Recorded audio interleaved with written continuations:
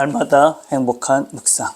우리는 주일에 요한복음 11장을 통해서 다시 살아나리라 라는 말씀을 함께 나눴습니다. 죽은 지 사흘이 지난 나사로를 살리시는 예수님의 말씀을 함께 나눴습니다. 마르다, 마리아, 나사로, 주님이 사랑하는 또 주님을 사랑하는 그런 가정이었습니다. 근데 그 기둥 같은 나사로가 죽을 병에 걸렸고 결국 죽게 되어집니다. 근데 주님은 그 사흘이 지난 후에 이 나사로를 다시 살리십니다. 그리고 그 하나님은, 예수님은 단순히 죽은 후에 다시 살리시는 분이 아니라 이 땅에서 지금 여기서 함께하는 그 하나님이시다 라는 것을 실제 보여주신 사건. 그래서 그것을 우리에게 믿으라고 이 말씀을 주셨다. 그런 말씀을 어제 함께 나눴습니다. 그래서 우리가 예수를 믿는다는 것은 죽어서 영원히 사는 것도 맞지만 지금 여기서 하나님과 함께 사는 그 삶이 바로 영생이다. 그것을 우리가 어제 함께 나눴습니다. 자, 생각나는 1번입니다. 역치 공간에 있었던 적이 있습니까? 어떻게 그 순간을 극복할 수 있을까요? 우리가 역치 공간이라는 말은 심리적으로, 영적으로, 감정적으로 불확실성, 긴장 이런 것들을 동반하지만 하나님과 깊이 만날 수 있는 특별한 기회, 시간, 장소를 말한다. 그렇게 어제 나눴습니다.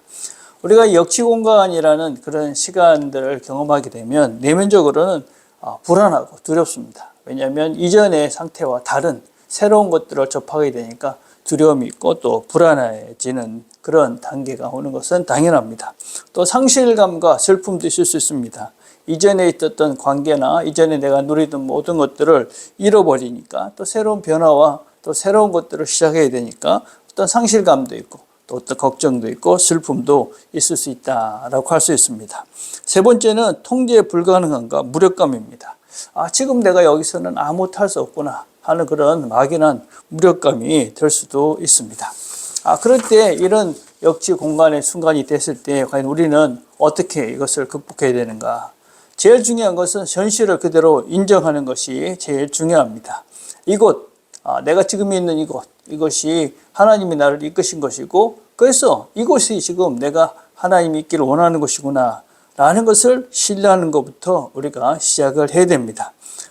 내가 산을 향하여 눈을 돌리라. 나의 도움이 어디서 올까? 그런 믿음으로 우리가 지금 여기를 하나님이 이끄신 곳이다 라고 믿고 시작하는 것이 대단히 중요합니다. 두 번째는 침묵과 묵상의 시간을 갖는 것입니다. 여러분, 어떤 면에서는 이 역치 공간이라는 것은 합리적이고 논리적인 그런 답을 찾는 시간이 아닙니다. 그 시간은 하나님의 임재를 체험하는 시간입니다. 그래서 말이나 어떤 합리적인 사고가 아니라 침묵 가운데서 하나님께서 나에게 말씀하시고 나를 원하시는 것이 무엇인지를 깨달아가는 시간이 바로 이 역치 공간의 시간이다라고 할 수 있습니다. 그래서 출애굽기 뭐라고 얘기합니까? 앞에서는 지금 홍해가 갈려져 있고 뒤에는 애국군이 쳐들어옵니다. 그럴 때 이 모세가 이렇게 백성들에게 말합니다. 너희 하나님 여호와께서 너희를 위하여 싸우시니 너희는 가만히 있을지어다. 우린 가만히 있는 것이 아무것도 안 하는 것이라고 생각하는데 그렇지 않습니다. 가만히 하나님께서 일하시는 것을 보고 기다릴 수 있는, 침묵하며 하나님의 음성을 들을 수 있는 그런 시간을 갖는 것이 대단히 중요하다. 세 번째는 영적 멘토 아니면은 우리 공동체와 함께하는 것입니다. 여러분, 역치 공간을 홀로 지나가는 것보다는 지혜자들과 함께, 신앙의 동료들과 함께 지나가는 것이 대단히 중요하고 그것을 위해서 지도자들이 있는 것이고 공동체가 있는 것이다 라는 것입니다. 또 마지막으로는 삶의 패턴을 단순화하는 것입니다. 우리가 너무 복잡하기 때문에 답이 안 나올 때가 많고 그럴수록 더 자연과 함께 하나님 만드신 세상을 돌아오며 그 세상 속에서 하나님 만드신 그 자연 속에서 하나님이 어떻게 이 세상을 만드셨고 어떻게 움직여 하시는가 하는 것들을 볼 수 있다면 우리는 조용히 하나님의 일하심을 볼 수 있습니다. 하나님이 하시는 일은 사람으로 하여금 그 앞에서 경외하게 하려 하심이라. 하나님이 우리를 하나님을 더 잘 알기 위해서 이런 시간을 주신다. 그런 믿음을 가지고 우리가 그 시간을 기다리고 침묵하며 하나님의 임재를 기다리는 것입니다. 그래서 우리가 이 역지 공간을 경험하고 나오게 되어지면 단순히 우리의 신앙생활이 종교적인 삶이 아니라 하나님과 함께하는 그런 깊은 영성 가운데 시간을 누리게 되어집니다. 그래서 예레미야에서 이렇게 말합니다. 너희를 향한 나의 생각을 내가 하나니 평안이요 재앙이 아니니라. 너희에게 미래와 희망을 주는 것이니라. 그래서 하나님과 함께하면서 이 시간들을 견디고 이겨나갈 때 우리에게 더 큰 희망과 더 큰 안전과 평안이 주어진다. 자, 2번입니다. 내가 주님의 음성을 듣고 순종하기 위해 치워야 할 돌들은 무엇이 있습니까? 나사로 죽은 지 사흘이 되었기 때문에 큰 돌이 막혀져 있는 동굴 안에 있습니다. 그 돌들을 치워내야 합니다. 작지 않습니다. 근데 그것을 드러내야지만이 나사로가 나올 수 있듯이 우리의 마음에 또 우리의 상황에 이 돌들을 치워내야지만이 우리는 하나님의 음성을 들을 수가 있습니다. 무엇보다도 우리가 내면에 방해되는 요소들이 너무나 많이 있습니다. 무엇보다도 지나친 염려와 두려움입니다. 걱정과 두려움은 우리 마음속에 그것이 가득 차 있기 때문에 하나님의 음성을 듣기가 너무 힘듭니다. 하나님을 신뢰하기보다는 내 생각, 내 감정에 그렇게 휩쓸려가지고 하나님의 음성을 들을 수가 없기 때문에 하나님의 음성이 힘해집니다. 그래서 그 지나친 염려와 두려움은 하나님의 음성을 듣는 것을 방해한다. 두 번째는 내 뜻과 욕망입니다. 그것이 하나님의 뜻보다 클 때 우리는 하나님의 음성을 듣는 것이 아니라 그냥 내 소리를 듣고 내가 원하는 것들만 바라보게 되기 때문에 우리가 하나님의 음성을 듣는 것이 대단히 어려워진다. 세 번째는 조급함과 인내심의 부족입니다. 여러분 한두 번 해서 하나님 뚝딱 그런 것이 아닌 것이죠. 우리가 하나님과 깊은 교제 가운데 하나님이 어떻게 말씀하시는 것을 우리가 알아차리고 그것을 알아가는 시간과 또 훈련 시간이 필요하다. 또 특별히 우리는 지금 외적으로 너무나 많은 소음과 그런 분주함 속에 살아가고 있습니다. 너무 많은 소음들이 있죠. 너무 많은 미디어에 노출이 되어 있어서 너무 많은 것들을 보면서 시간을 낭비하고 그래서 우리가 바른 것들을 분별하기가 어렵습니다. 또 잘못된 세상의 가치관들이 있습니다. 우리가 하나님의 음성보다는 세상의 음성이 훨씬 더 많이 열려져 있고 많이 듣고 있기 때문에 우리는 하나님께서 말씀하시는 것을 들어도 그것이 하나님 뜻인지 분별하지 못합니다. 그래서 우리가 잘못된 세속적인 그런 가치관 속에 있기 때문에 우리가 하나님 음성을 듣기가 어렵다. 또 영적인 나태함도 있습니다.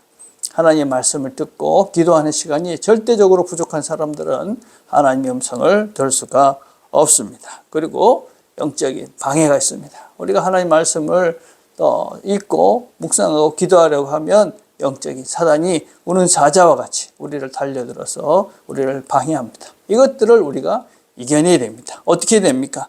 염려하지 말고 하나님께 기도하고 맡기는 것입니다.